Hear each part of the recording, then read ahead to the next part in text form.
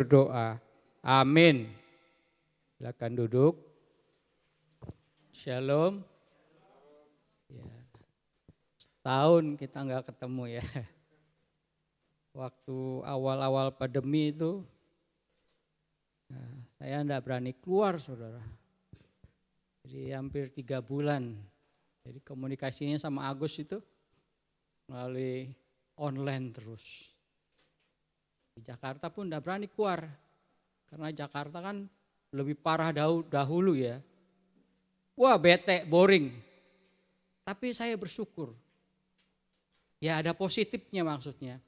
Ketika dalam kesulitan pandemi itu, saya jadi banyak baca buku, banyak hal-hal yang positif.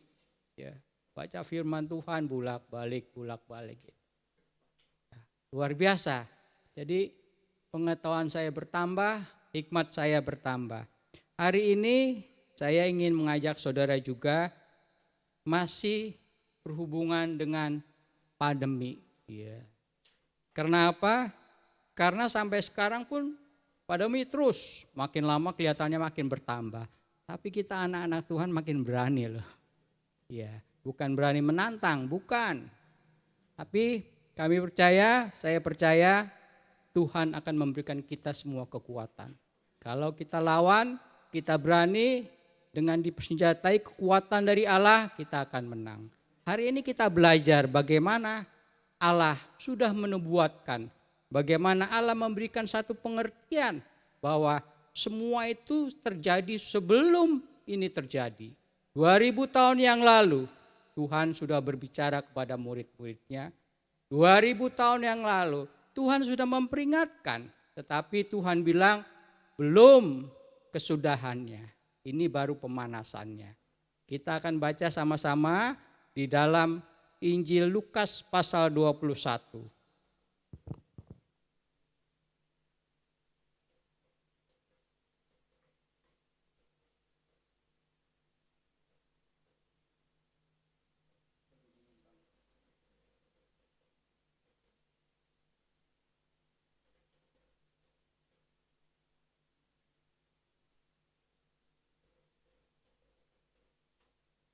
Ayat 7 sampai dengan ayat 19. Lukas pasal 21, 7 sampai dengan 19. Saya akan membaca ayat yang ganjil, ayat 7. Nanti jemaat Tuhan akan membaca ayat yang ke-8 sampai dengan finish ayat yang ke-19. Judulnya Permulaan Penderitaan. Dan murid-murid bertanya kepada Yesus, katanya, "Guru, bila manakah akan terjadi atau kapankah akan terjadi? Dan apakah tandanya kalau itu akan terjadi?" 8.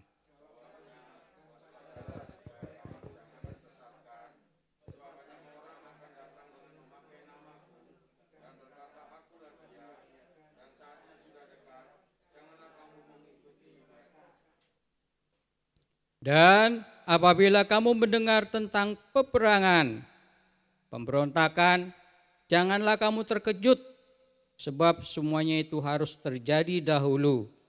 Tetapi itu tidak berarti kesudahannya akan datang segera. 10.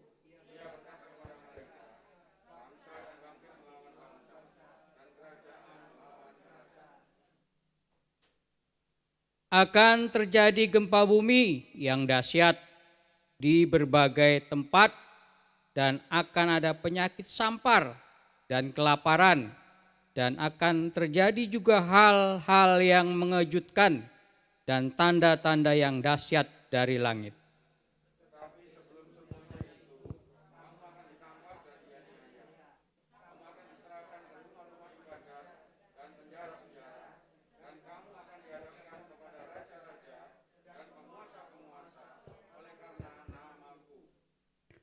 Hal itu akan menjadi kesempatan bagimu untuk bersaksi.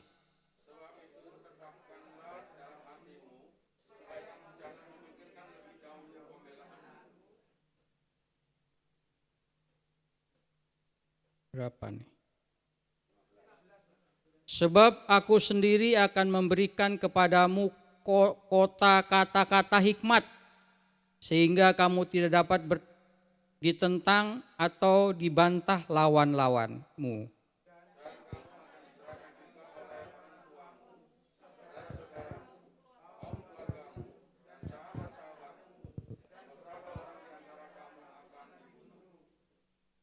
Dan kamu akan dibenci semua orang oleh karena namaku.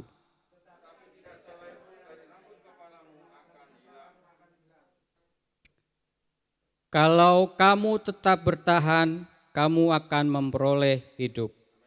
Amin. Saudara-saudara yang dikasihi Tuhan, ketika saya ke Surabaya, saudara, saya naik kendaraan, bawa mobil, ya cukup melelahkan. Sebelum Agustus, akhir Juli hari Minggu, saya pikir hari Senin atau Selasa berangkat ya. Tapi ketika minggu pagi itu tante, badan saya kok fit gitu loh. Habis olahraga, renang fit, makan, gua langsung berangkat. Jadi nggak bawa apa-apa, bawa baju langsung berangkat. Kira-kira 8 atau 9 jam ke Surabaya, saya berhenti di Semarang, makan terus tidur di mobil, nggak berani keluar. Ya, makan di mobil. Dalam perjalanannya ya saya dengar musik, dengar firman Tuhan. Terasa menjemukan kapan berakhirnya perjalanan. Begitu sampai di Surabaya sore jam 6, rasanya lega. Akhirnya sampai juga. Saudara, akhirnya sampai juga.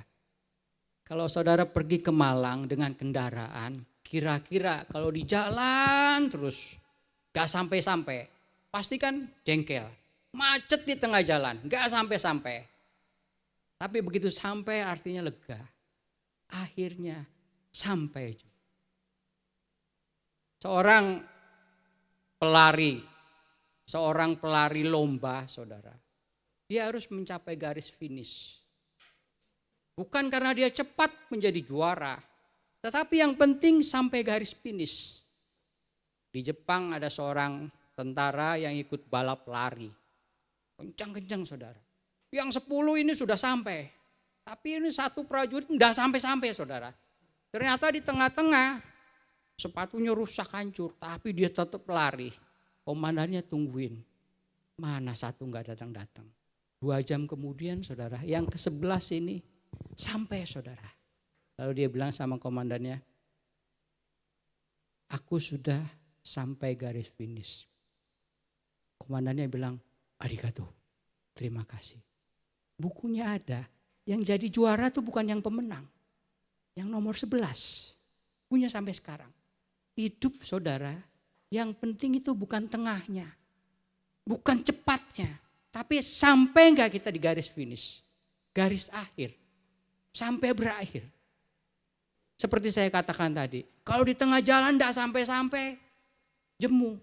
Kita menuju satu garis finish. Sedang berlomba. Timotius berkata, aku sudah menyelesaikan pertandingan. Dan aku telah mencapai garis finish. Dan aku telah memelihara iman. Itu 1 Timotius berapa itu? Ya. 2 Timotius 3 atau 4 ya. Ya. Coba nanti saudara baca. Hidup demikian juga saudara. Semua itu ada akhirnya. Perkawinan ada akhirnya. Berpacaran ada akhirnya. Melangkah hidup ada akhirnya. Perjalanan semua ada akhirnya. Karena di dunia ini tidak ada yang abadi. Tidak ada yang kekal apapun. Tidak ada. Nah hari ini saya ingin berbicara. Dunia pun tidak ada yang kekal. Dunia pun ada akhirnya. Dunia pun ada finishnya. Kapan itu? Tuhan sudah nubuatkan. Apa tanda-tandanya? Lukas pasal 11 tadi katakan apa? Coba. Lukas 21 ayat 11. Akan ada gempa bumi yang dahsyat di berbagai tempat. gempa bumi. Ya, kita ini sering setahun hampir berapa kali gempa bumi. Ya. 1 tahun sekali aja saudara. Ada 200 lebih negara. Kira-kira gimana saudara? Jadi hampir 1 hari 1 gempa. Yang dahsyat gempa bumi. Ini 2000 tahun lalu. Murid-murid bertanya kapan, bila manakah itu akan terjadi hari-hari akhir? Apakah tanda-tandanya? Tuhan bilang akan ada gempa bumi. 2000 tahun yang lalu dulu gak ada gempa. Berarti kita hidup di akhir-akhir dunia. Kita hidup di akhir zaman, betul, tapi belum berakhir. Kita hidup di akhir zaman, tapi kita tinggal sedikit lagi, selangkah. Ya, menuju akhir. Gempa bumi di mana-mana. Yang kedua apa ini? Akan ada penyakit sampar dan kelaparan. Penyakit sampar dan kelaparan. Ya, sampar itu kita akan bahas nanti. Sampar itu banyak. Alkitab tidak menjelaskan sampar itu apa. Ya bisa SARS, bisa AIDS, bisa segala macam termasuk corona. Jadi kita gak usah heran, sebenarnya gak usah takut. Gitu. Karena memang sudah dibuatkan. Dan ada lagi kelaparan. Saya sudah bercerita tentang kelaparan. Tiap tahun pasti ada yang mati, ratusan bahkan jutaan yang mati karena lapar. Terjadi juga hal-hal yang mengejutkan dan tanda-tanda yang dahsyat dari langit. Jadi kita ini pemanasan, ya, coba-coba kuat keiman kita. Nah, kita bilang akan terjadi tanda-tanda yang mengejutkan. Kita tidak tahu tanda-tanda yang mengejutkan. Apakah lebih dahsyat dari sekarang? Mungkin terjadi. Jadi kita jangan heran. Nah, saudara-saudara yang kasih dalam Tuhan, kita akan lihat bagaimana yang dimaksud, apa yang dimaksud dengan sampar yang saat ini, karena berhubungan dengan saat ini. Nah, ceritanya begini saudara, apakah pandemi ini memang sudah dibuatkan? Berarti oke kan? Sudah dinubuatkan. Alkitab sudah berkata, mari kita lihat ayat yang kedua, Wahyu 6 ayat 8.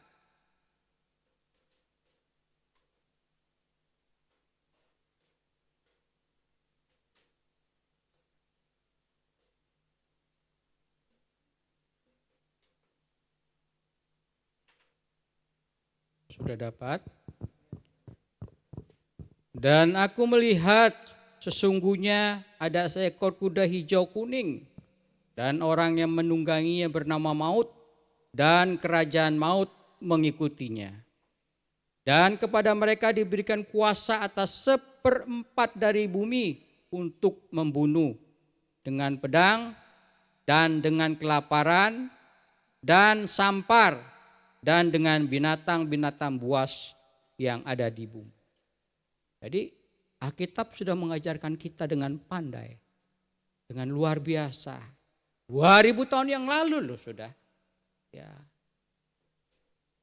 Wahyu bilang mereka akan membunuh kita dengan segala penyakit sampar diantaranya. Ya, dan kelaparan. Ya, penyakit sampar diantaranya apa? Ya ini virus yang kita hadapi sekarang. Ayat yang ketiga. 2 Timotius 3 ayat 1.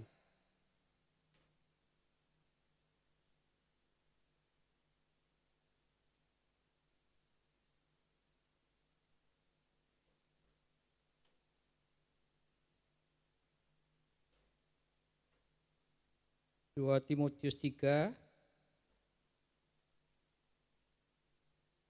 ayat 1. Ketahuilah bahwa pada hari-hari terakhir akan datang masa yang sukar. Kalau kita hidup di hari-hari akhir, itu pasti ada masa-masa yang sukar. Apa masa yang sukar? Timotius menjelaskan dengan jelas. Manusia akan menyintai diri sendiri, ayat 2. Dan menjadi hamba uang. Mereka akan membual dan menyombongkan diri. Mereka akan jadi pemitnah. Mereka akan berontak terhadap orang tua dan tidak tahu berterima kasih, tidak mempedulikan agama, tidak tahu mengasihi, tidak mau berdamai, suka menjelekkan orang, tidak dapat mengekang diri, garang, tidak suka yang baik, berkhianat, tidak berpikir panjang, belagak tahu, lebih menuruti hawa nafsu daripada menurut Allah. Cukup nanti saudara baca. Itu tanda-tandanya. Kan juga kita merasakan. Saya nggak perlu jelaskan lebih panjang sebenarnya. Sudah jelas Timotius itu menceritakan keadaan kita saat ini. Situasi kita saat ini. Kita hidup di masa yang sangat sulit. Masa yang sulit sekali. Dan berbagai ini tanda-tanda bahwa dunia ini akan berakhir. Matius pasal 24, tidak usah ini dibaca. Yang kedua, apakah Allah pernah menghukum manusia dengan penyakit? Apakah Allah pernah menghukum kita dengan pandemi, berbagai penyakit? Iya, mari kita lihat ayatnya. Bilangan 12 ayat 1 sampai 16.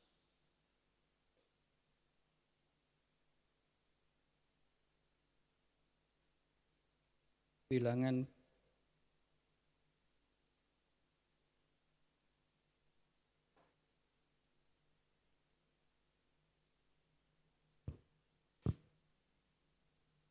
ayat yang 1 saya bacakan. Miriam serta Harun mengatai Musa berkenan dengan perempuan Kus yang diambilnya, sebab memang ia telah mengambil seorang perempuan Kus. Kata mereka, sungguhkah Tuhan berfirman dengan perantaran Musa saja, bukankah dengan perantaran kita? Juga ia berfirman, dan kedengaranlah hal itu kepada Tuhan. Adapun Musa ialah seorang yang sangat lembut hatinya, lebih dari setiap manusia yang ada di atas bumi. Lalu berfirmanlah Tuhan dengan tiba-tiba kepada Musa, Harun dan Miriam, keluarlah kamu bertiga ke kemah pertemuan. Maka keluarlah mereka bertiga. Lalu turunlah Tuhan dalam tiang awan dan berdiri di pintu kemah itu. Lalu memanggil Harun dan Miriam. Maka tampillah mereka keduanya. Lalu berfirmanlah ia, dengarlah firmanku ini. Jika di antara kamu ada seorang nabi, maka aku Tuhan menyatakan diriku kepadanya dalam penglihatan. Aku berbicara dengan dia dalam mimpi.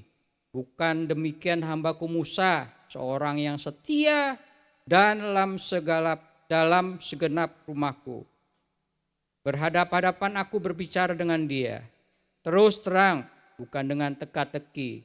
Dan ia memandang rupa Tuhan, mengapakah kamu tidak takut mengatai hambaku Musa? Sebab itu bangkitlah murka Tuhan terhadap mereka. Lalu pergilah ia, ketika awan telah naik dari atas kemah, maka tampaklah Miriam kena kusta putih seperti salju. Ketika Harun berpaling kepada Miriam, maka dilihatnya bahwa ia kena kusta. Nanti saudara baca. Jadi jangan ngomongin hamba Tuhan ya. Ya ini saya sampaikan, hati-hati. Ya. Ngapain sih kamu ngambil wanita Kus? Bangsa sendiri kan ada. Padahal Miriam itu kan sama Harun saudaranya. Tapi Tuhan yang marah. Ya. Lalu Miriam ini dikutuk penyakit kusta. Sampai mati loh ditanya. Sampai mati dia penyakit kusta. Jadi Tuhan pernah menghukum manusia melalui pandemi, pernah. Tetapi dihukumnya bukan karena semuanya. Bukan seperti sekarang. Karena Miriam menghina hamba Tuhan. Karena Miriam merendahkan hamba Tuhan. Yang kedua, cerita yang kedua. 2 Raja-Raja 5 ayat 20.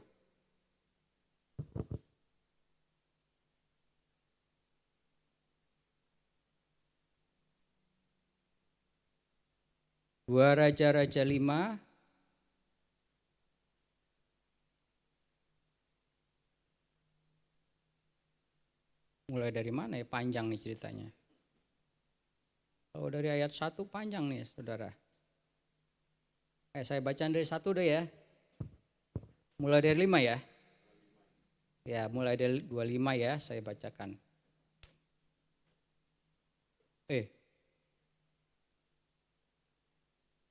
Ya, ayat 25. Baru saja Gehasi masuk dan tampil di depan tuannya. Berkatalah Elisa, jawabnya, dari mana Gehasi? Jawabnya, hambamu ini tidak pergi kemana-mana.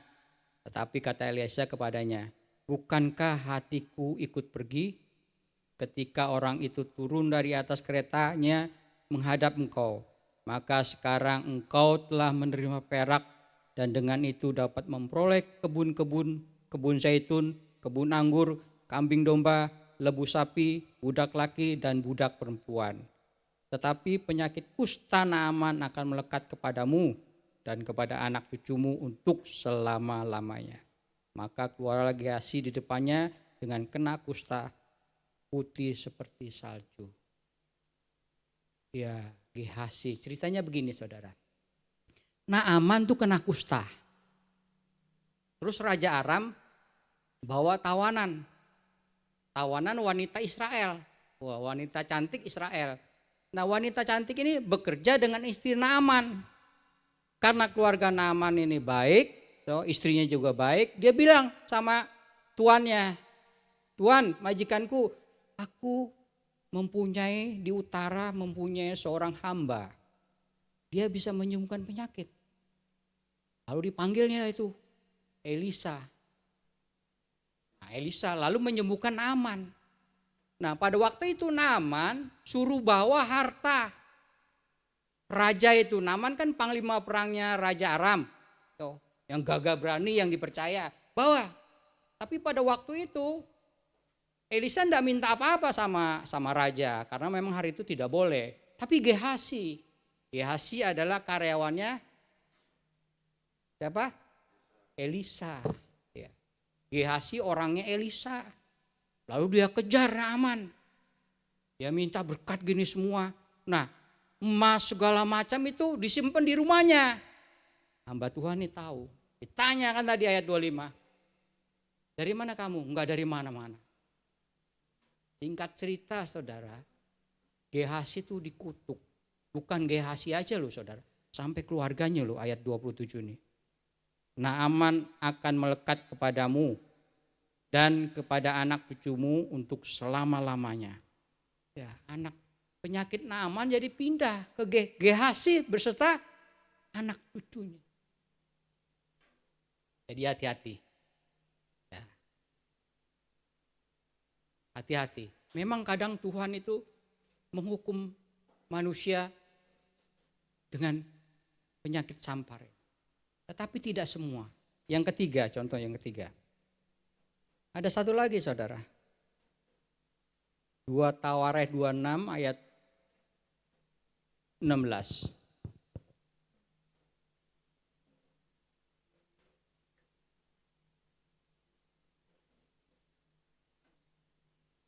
Ada 3 contoh nih.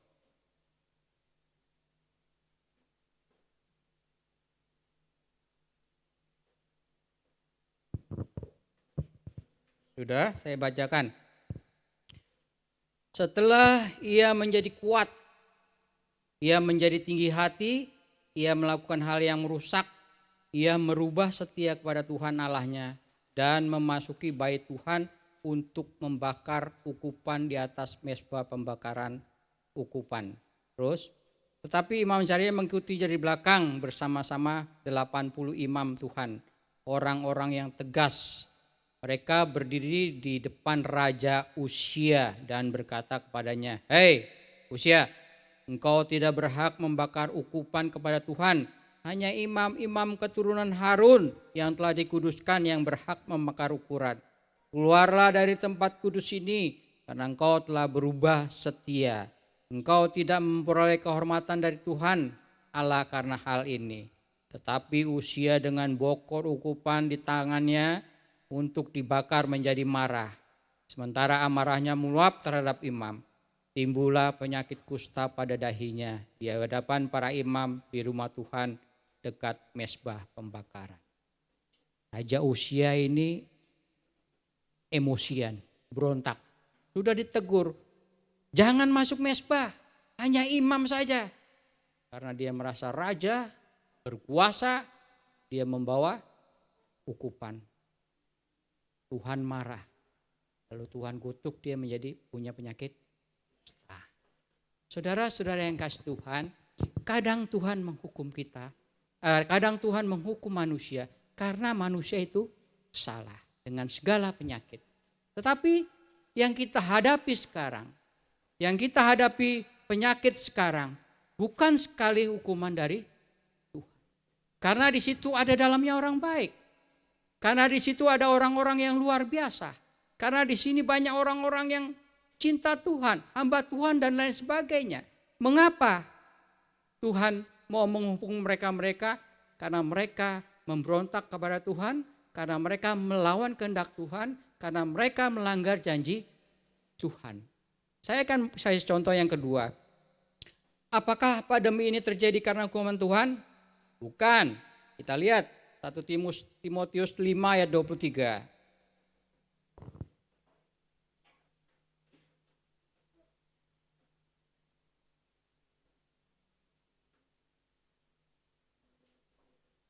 Dingin banget sini.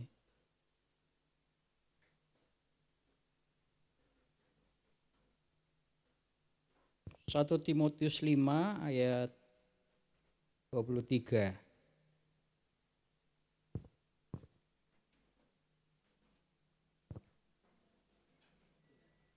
Saya bacakan. Janganlah lagi minum air saja, melainkan tambahkan anggur sedikit, berhubung pencernaanmu terganggu dan tubuhmu sering lemah. Jadi Timotius pada waktu itu juga menderita penyakit lambung. Pernah, jadi Tuhan juga hukuman itu bukan, saudara-saudara, berarti Timotius juga pernah mengalami penderitaan sakit. Bukan karena hukuman dari Tuhan, tapi semua orang bisa menderita penyakit seperti Timotius ini. Tuhan bilang, janganlah minum air saja, melainkan tambahkanlah anggur sedikit, berhubung perencanaan,mu terganggu dan tubuhmu sering lemah. Ayatnya selanjutnya. Pengkhotbah 9 ayat 11. Ayatnya banyak nih.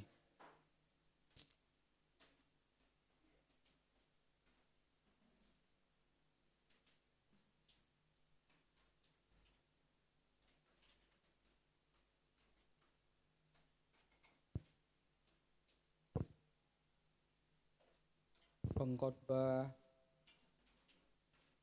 9 ayat 11.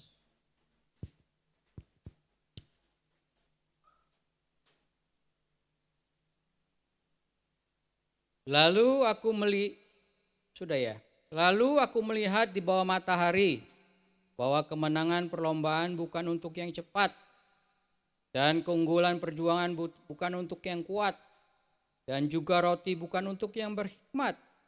Kekayaan bukan untuk yang cerdas dan karunia bukan untuk yang cendekia, karena waktu dan nasib dialami mereka semua. Karena manusia tidak mengetahui waktunya, seperti ikan yang tertangkap dalam jala yang mencelakakan, dan seperti burung yang tertangkap dalam jerat. Begitulah anak manusia terjerat pada waktu yang malam, kalau hal itu menimpa mereka secara tiba-tiba. Jadi saudara-saudara yang dikasihi Tuhan, Allah tidak pernah menghukum kita dengan pandemi. Tapi Allah pernah menegur orang-orang yang tidak turut perintah Tuhan, yang merendahkan hamba Tuhan dengan pandemi. Sudah kita baca. Buktinya saudara, kenapa akhirnya kita bisa terjadi? Semua orang bisa terjadi, termasuk Timotius tadi. Timotius sudah mengalami penyakit. Kadang kita juga di tempat yang salah, berada di tempat yang salah. Keadaan dan tempat yang salah. Pengkhotbah bilang, seperti ikan dalam jaring yang tidak tahu kapan waktunya akan terjerat. Masa ikan tahu kalau dia terjaring? Begitu juga kita. Barangkali kita di tempat yang salah. Waktu yang tidak tepat bisa terjadi. Terkena sampar atau pandemi. Jadi Tuhan tidak pernah menghukum kita dengan pandemi. Lalu apakah pandemi ini bisa berlalu? Bisa. Kita lihat ayat. Wahyu 21 ayat 4.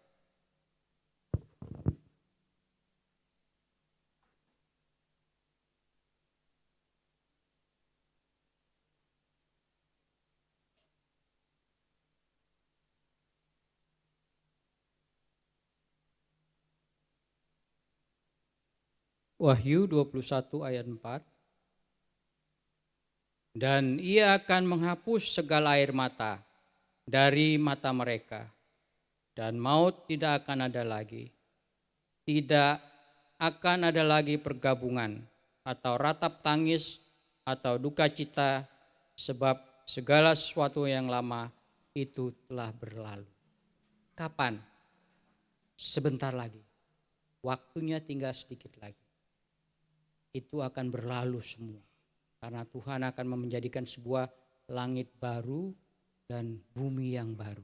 Itu ditulis dalam 2 Petrus 3 ayat 3. Coba saudara baca. 2 Petrus 3 ayat 13.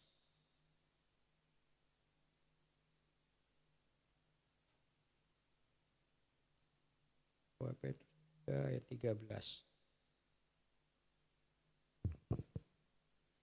Tetapi sesuai dengan janjinya, kita menantikan langit yang baru dan bumi yang baru di mana terdapat kebenaran. Di bumi yang baru, kita hidup dalam bumi yang baru. Tidak ada lagi tangisan, tidak ada lagi penyakit, tidak ada lagi hidup selama-lamanya. Mazmur 37 ayat 29.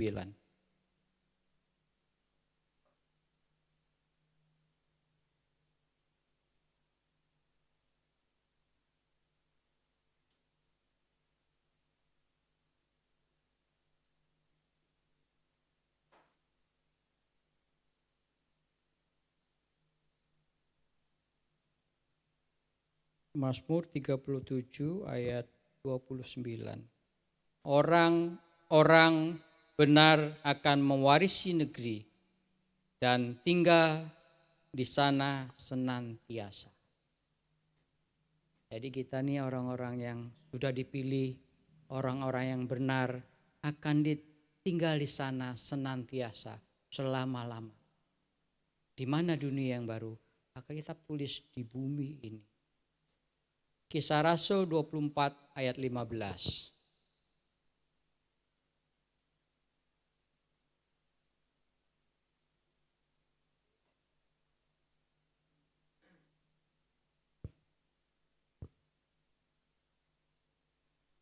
Kisah Rasul 24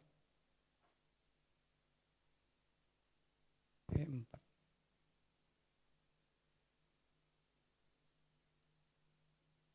Kisah Rasul 24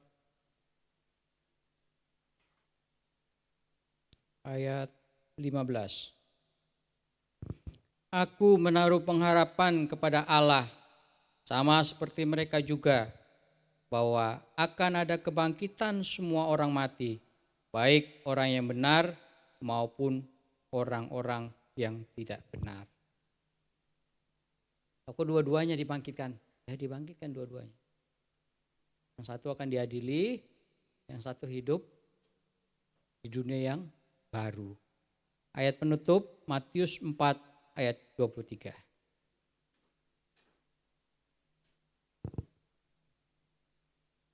Matius 4 ayat 23.